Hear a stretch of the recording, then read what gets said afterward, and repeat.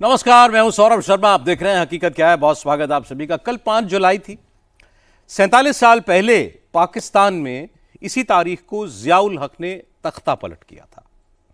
कल से पाकिस्तान में तख्ता पलट का एक नया डर शुरू हो गया है।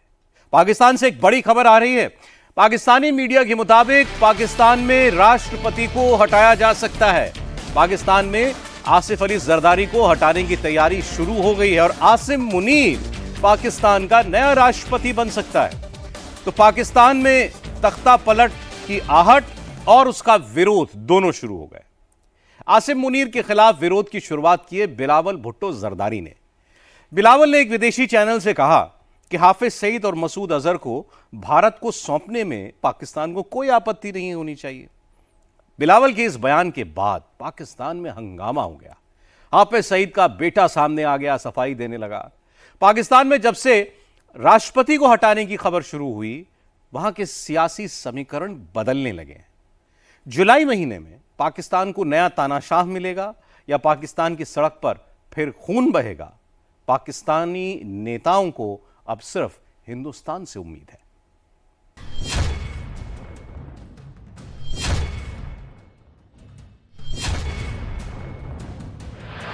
क्या पाकिस्तान में राष्ट्रपति जरदारी को हटाया जा रहा है?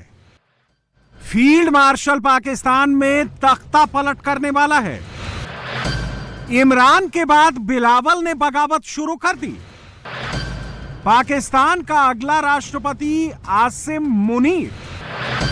आसिफ अली जरदारी पाकिस्तान के मौजूदा राष्ट्रपति हैं।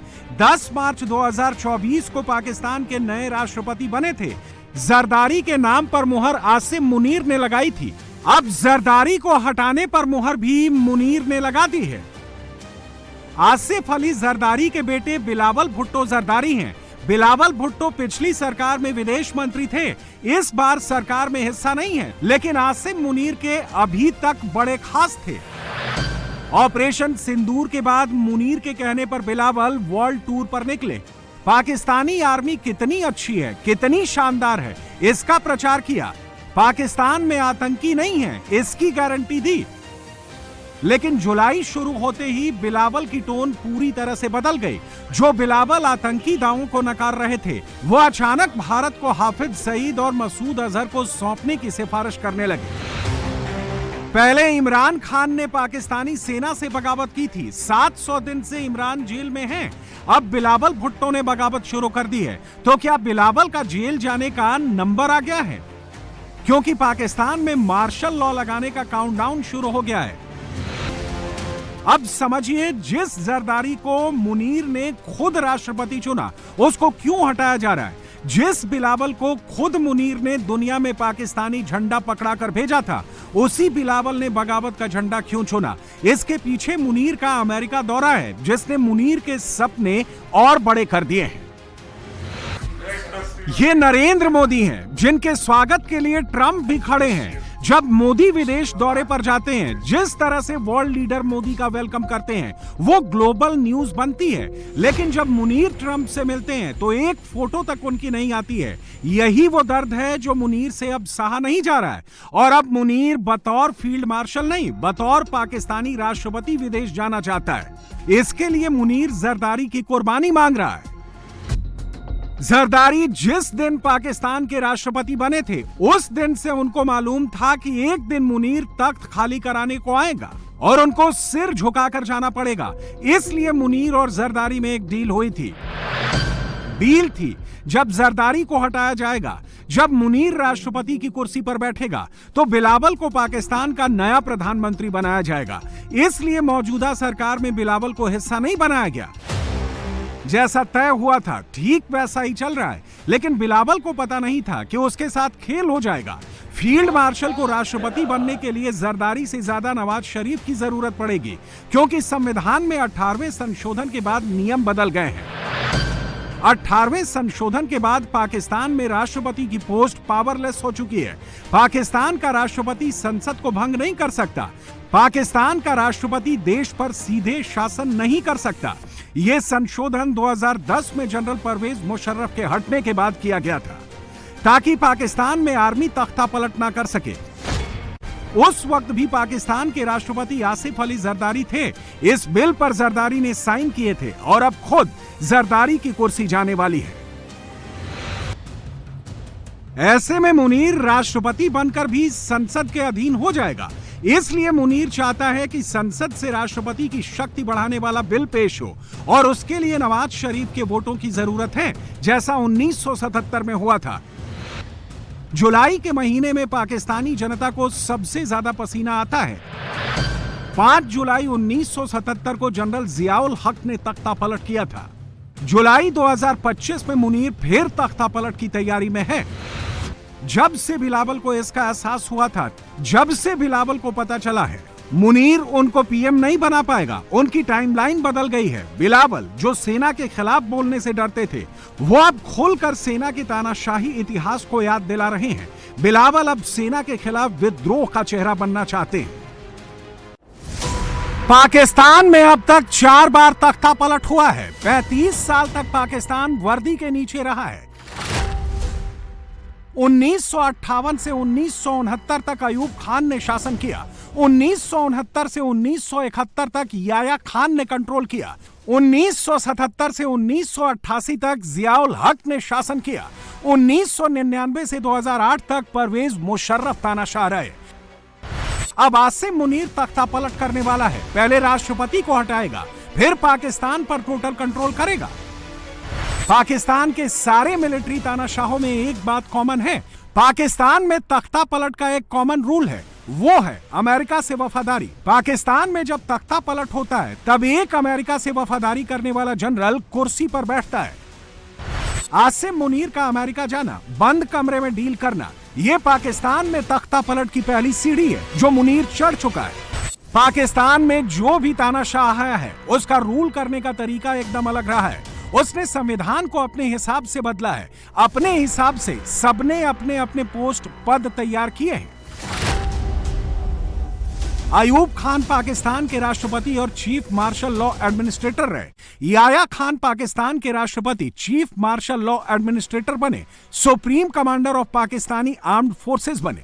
जियाउल हक चीफ मार्शल लॉ एडमिनिस्ट्रेटर और चीफ ऑफ पाकिस्तानी स्टाफ बने।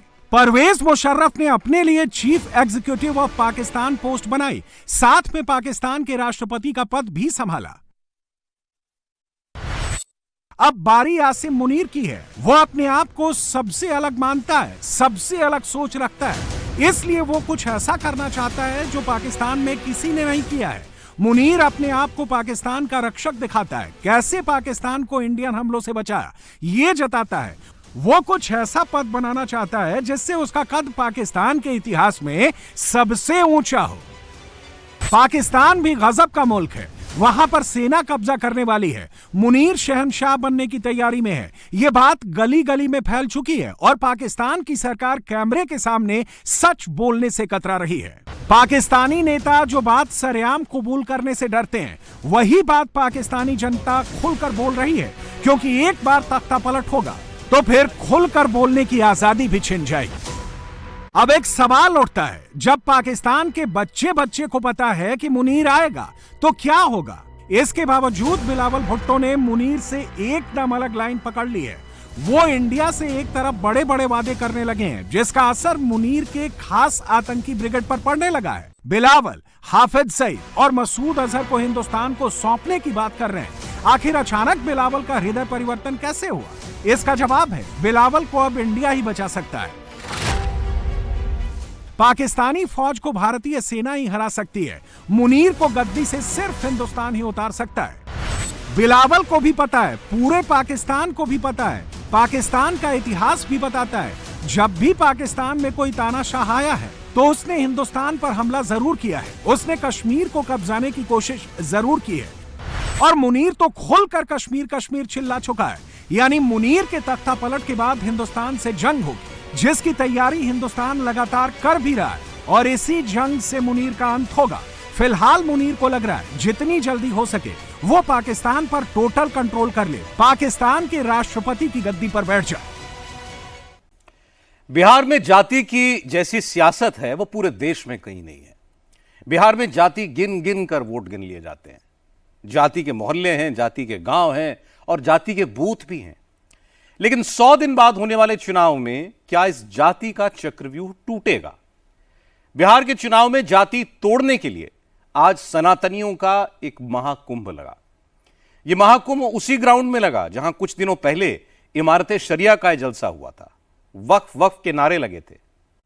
इस सनातनी महाकुंभ में देश के सबसे बड़े नामी गिनामी धर्मगुरु मंच पर बुलाए गए। मैसेजिंग की गई कि इस बार हिंदू विरोधियों को सबक सिखाना है। जो जाति की राजनीति करते हैं उनको हिंदू एकता से हराना है। और इसका ऐलान पहले बाबा बागेश्वर ने किया, फिर उनके गुरु रामभद्राचार्य जी ने किया। बिहार में जाति की पहचान को सनातनी बनाने का यह प्रयोग कितना कामयाब होगा, आइए एक रिपोर्ट पर नजर डालते हैं। क्या बिहार का 14% यादव इस बार यादव नहीं हिंदू बनकर वोट करेगा? क्या बिहार का 2.87% कुर्मी इस बार कुर्मी नहीं हिंदू बनकर वोट करेगा? क्या बिहार का 4.21% कोयरी इस बार कोयरी नहीं हिंदू बनकर वोट करेगा?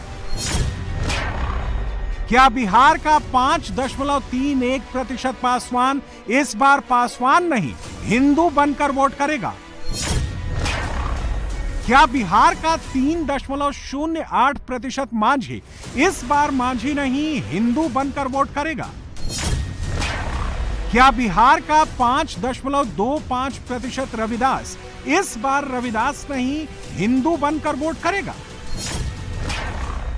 क्या बिहार में 36% अति पिछड़ा ईबीसी अति पिछड़ा नहीं हिंदू बनकर वोट करेगा? आचार्य धीरेन्द्र शास्त्री जी भी हैं। बिहार में ये थ्योरी क्यों चल रही है? ये कयास क्यों लगाए जा रहे हैं? ये बातें क्यों हो रही हैं? उसकी वजह है पटना में लगा सनातन का ये महाकुंभ। मर्द को जागृत करने का एक प्रयास शुरू किया है। बागेश्वर धाम सरकार सनातन के इस महाकुंभ में देश भर से सनातन के पुरोधा आए हैं। सनातन के समस्त अग्रणी ध्वजावाहक आए हैं। सब एक साथ एक बात कर रहे हैं। इस बार बिहार में जाति नहीं सनातन चलेगा। जाति पाति से उठकर हिंदू एक होकर वोट करेगा। बिहार के पागलो, अब एक बात गांठ बांध लो। पूछो क्या? हम सब हिंदू, हम सब हिंदू। अरे भैया माइक वाले ठटरी के बरे जो शंख बार बार बंद कर दे। हम सब हिंदू, हम सब हिंदू। इसलिए हम सब आज सनातन महाकुंभ के इस पर्व पर एक बात हम कहेंगे और विराम करेंगे अपनी बात को। अभी वर्तमान में कहीं भाषावाद की लड़ाई चल रही, कहीं क्षेत्रवाद की लड़ाई चल रही, कहीं जातिवाद की लड़ाई चल रही। हमारी एक ही प्रार्थना है, हिंदुओं को घटने मत देना, हिंदुओं को कटने मत देना। हिंदुओं, जातवाद से ऊपर उठकर राष्ट्रवाद के लिए जीना। यदि राष्ट्रवाद के लिए नहीं जियोगे तो इस देश को बहुत सी ताकतें गजवाए हिंद बनाना चाहती हैं। और बिहार के पागलों, हमारा एक ही सपना है, भगवाए हिंद होना चाहिए। अगर हुआ मेरे धर्म पर घात तो मैं प्रतिघात करूंगा, क्योंकि मैं हिंदू हूं, सिर्फ हिंदुत्व की बात करूंगा। बिहार की पॉलिटिक्स में इस बार क्या होने जा रहा है? सनातन महाकुंभ के मंच से इसका पहला ट्रेलर बाबा बागेश्वर ने दिखाया और पिक्चर जगत गुरु रामभद्राचार्य ने साफ शब्दों में यहां से स्पष्ट कर दी। हम सभी हिंदुत्व के पथ पर चलेंगे। यहां न कोई सवर्ण, यहां न कोई अवर्ण। ये तो नेताओं की देन है। हमारे वेद ने कहीं भी अनुसूचित जाति या अनुसूचित जनजाति नहीं कहा था। जाति के आधार पर जनगणना के पक्ष में मैं नहीं हूं, न यहां न केंद्र में। ये दुर्भाग्य की बात है। एक और आप जातिवाद छोड़ने की बात करते हैं, फिर जातिवाद की चर्चा कैसे? एकमात्र हिंदुत्व की चर्चा करो, सब मंगल हो। जैसे शालग्राम की बटिया चाहे छोटी हो या बड़ी, पर है शालग्राम। उसी प्रकार जो रामकृष्ण में विश्वास करते हैं, शिखासूत्र में विश्वास करते हैं, जो रामचरितमानस पर विश्वास करते हैं, वे छोटे हो या बड़े, सभी हमारे यहाँ एक हैं। श्री राममय सब जग जानी, करऊं प्रणाम जोरी जुग पानी। बिहार के बीजेपी नेता और पूर्व केंद्रीय मंत्री अश्विनी चौबे ने बिहार के सनातनियों को गांधी मैदान में एक आसमान के नीचे इकट्ठा कर जाति की सियासत करने वाली जमातों को बड़ा संदेश पहुंचा दिया है। इस मंच पर देश भर के बाबाओं का जमावड़ा लगा। परमहंस ज्ञानानंद जी महाराज आए, जगत गुरु श्री स्वरूपानंदेंद्र सरस्वती आए, जगत गुरु अनंताचार्य जी महाराज आए, पुंडरीक जी महाराज पहुंचे, महामंडलेश्वर अरुण अवधूत गिरी जी भी मंच पर पहुंचे, महामंडलेश्वर कैलाशानंद गिरी जी महाराज आए, महामंडलेश्वर यतीन्द्रानंद गिरी जी आए हैं। ताली बजाकर उनका स्वागत करें। सिर्फ यही नहीं, सनातन को अच्छी तरह से समझने वाले भी बुलाए गए। सनातन के महाकुंभ का उद्घाटन राज्यपाल आरिफ मोहम्मद खान ने किया। भगवत गीता में कहा गया है, यदा यदा ही धर्मस्य ग्लानिर्भवति भारत अभ्युत्थानम धर्मस्य तदात्मानं सृजाम्यहम् परितिरणाय साधूनां विनाशाय च दुष्कृतां धर्म संस्थापनार्थाय संभवामि युगे युगे। तो गोस्वामी तुलसीदास जी ने बहुत ही सुंदर शब्दों में उसका अनुवाद किया है। जब जब होई धर्म की हानि, बढ़ई असुर महाअभिमानी, तब तब प्रभु धरी मनुष्य शरीरा, हरई सदा सज्जन भव पीड़ा। और मैं इस महाकुंभ का औपचारिक रूप से उद्घाटन करता हूं। लोका समस्ता सुखिनो भवन्तु। धन्यवाद। जय हिंद। बिहार बीजेपी की पूरी टॉप लीडरशिप सनातन के इस महामंच पर मौजूद रही है। वो बात अलग है कि बीजेपी की सहयोगी कई पार्टियां इस मंच पर नहीं दिखी, लेकिन इस मंच से जो मैसेजिंग की गई उससे एक बात तो साफ हो गई कि बिहार की पॉलिटिक्स में इस बार वो करने की कोशिश की जा रही है जो अब तक बिहार में नहीं हुआ, जब जाति पाति से उठकर हिंदुओं ने धर्म के नाम पर वोट किया हो। इसलिए सनातन महाकुंभ के आयोजन के बाद यह सवाल उठ रहा है, क्या बिहार में इस बार देश भर के बाबा जातियों का चक्रव्यूह तोड़ देंगे? क्या बिहार चुनाव से पहले बाबा सनातन के नाम पर हिंदुओं को इकट्ठा कर लेंगे? क्या इस बार बिहार का चुनाव सनातन धर्म के नाम पर हो सकता है? क्या बाबाओं के दरबार में नीतीश कुमार की पर्ची निकल सकती है? क्या सनातन महाकुंभ से तेजस्वी के मुख्यमंत्री बनने का सपना टूट जाएगा? पटना की इस भूमि, बिहार की भूमि, बिहार में वैसे ही बहार है। बिहार की जो भूमि ज्ञान की भूमि, बिहार की यह वो भूमि जिसने नीति दी, बिहार की यह भूमि जहां किशोरी जी प्रकट भई, बिहार की यह भूमि जहां हमारा भरोसा है कि यदि भारत हिंदू राष्ट्र होगा तो पहला राज्य बिहार होगा। आचार्य वीरेंद्र शास्त्री जी भी हैं। क्योंकि इस मंच से बिहार के चुनाव की इस नई थ्योरी का उस शख्स ने ऐलान किया है जो जाति पाति का सबसे बड़ा विरोधी है और हिंदू एकता का सबसे बड़ा समर्थक है, हिंदू राष्ट्र बनाने की कसम खाने वाला नायक है। प्रयास शुरू किया है।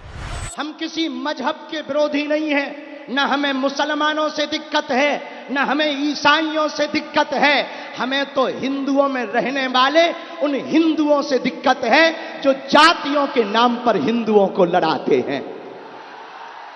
अरे जब हम सब हिंदू एक हैं, एक बात बताओ, एक पिता के 4 बेटे हैं, तो क्या किसी पिता को एक बेटा प्रिय, एक बेटा अप्रिय होगा?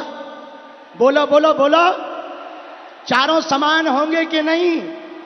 चारों प्रिय होंगे कि नहीं?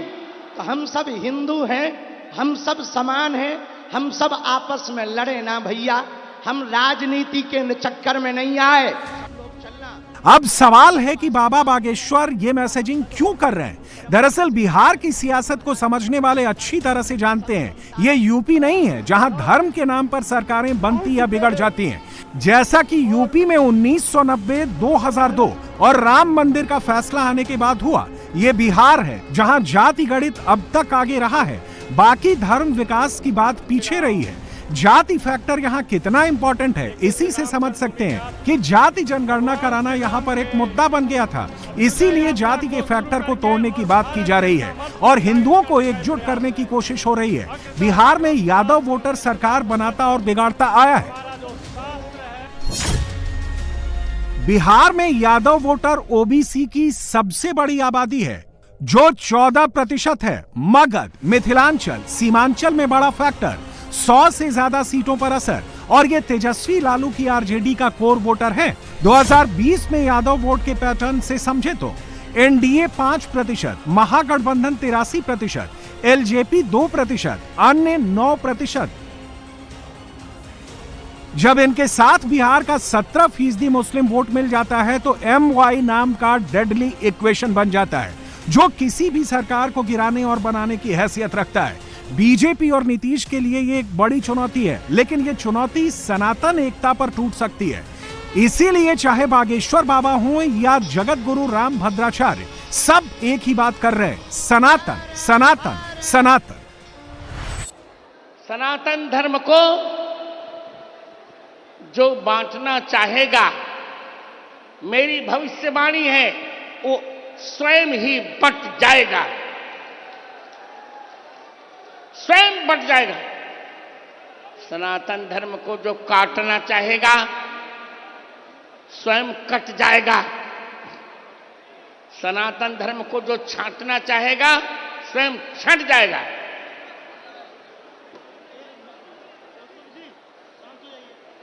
मित्रों,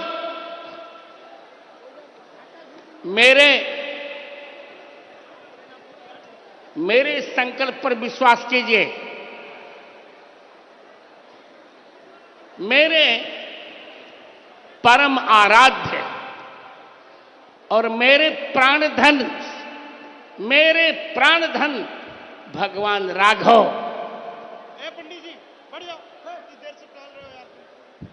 मेरे प्राण धन भगवान राघव और मेरी भावना जगत में पुत्र वधू भगवती सीता का ये संकेत है कि अब यह बिहार हिंदू विरोधियों को सत्ता नहीं सौंपेगा। अब तो सत्ता उसी को मिलेगी जो हिंदुत्व के लिए संघर्ष करेगा। बिहार में जातियां क्यों मैटर करती हैं? क्योंकि यहां पर हर जाति का अपना लीडर है, अपनी पार्टी है, उसका अपना वोट बैंक है, जिसका बिहार की सियासत में अब तक बड़ा दखल रहा है। जैसे यादव वोट पर लालू तेजस्वी की आरजेडी अपना हक जताती है, उसी तरह पासवान वोट पर चिराग पासवान का दावा है। फिलहाल चिराग एनडीए के साथ हैं। अगर पासवान नाराज भी होता है तो सनातन वो बूटी है जिसके आगे जाति की दीवार हो जाती छोटी है। दलितों में सबसे बड़ी आबादी पासवान वोटर की है। चिराग पासवान के कोर वोटर हैं। पासवान को दोसाध भी कहा जाता है। बिहार में कुल आबादी 5.31% है। 35 से ज्यादा सीटों पर असर रखते हैं। 2020 के विधानसभा चुनाव में 17% पासवान एनडीए के साथ रहे। महागठबंधन को 22% पासवानों का वोट मिला। एलजेपी को 32% पासवानों ने वोट दिया, जबकि अन्य को 30% वोट मिला। उसी तरह मांझी वोट के कर्ता धर्ता जीतन राम मांझी हैं, वो भी एनडीए के साथ हैं। मांझी वोट की भी बिहार में अपनी ताकत है। बिहार में मांझी वोटर की ताकत क्या है, इन आंकड़ों से समझ सकते हैं। दलितों की तीसरी बड़ी आबादी जीतन राम मांझी समुदाय से हैं। बिहार में कुल 3.08% मांझी, 15 सीटों पर असर। 2020 में मांझी वोट किधर गया? एनडीए को 65% था, महागठबंधन को 24%, एलजेपी को 1% और अन्य के खाते में 9% वोट गया।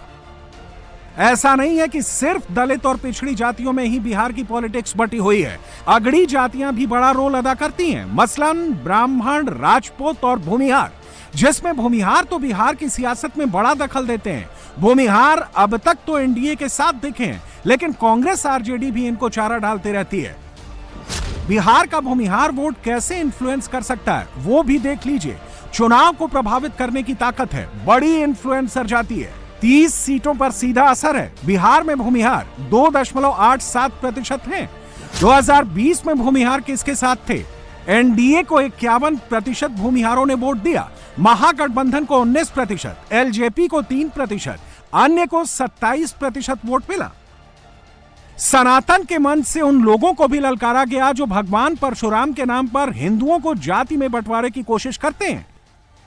बिहार कोई सामान्य वस्तु नहीं है। बिहार में ही जन्मे राजेंद्र बाबू भारत के प्रथम राष्ट्रपति बने। बिहार में ही जन्मे रामधारी सिंह दिनकर ने कहा, याचना नहीं अब रण होगा, संघर्ष महाभीषण होगा।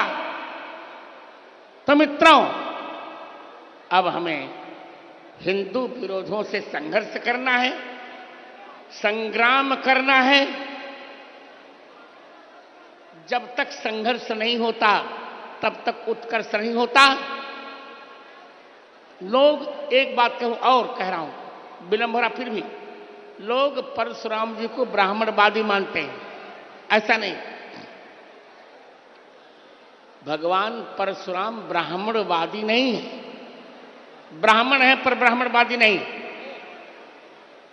वे तो आतंकवाद, जो आतंकवादी हैं उनका दमन करने के लिए भगवान परशुराम का अवतार हुआ था।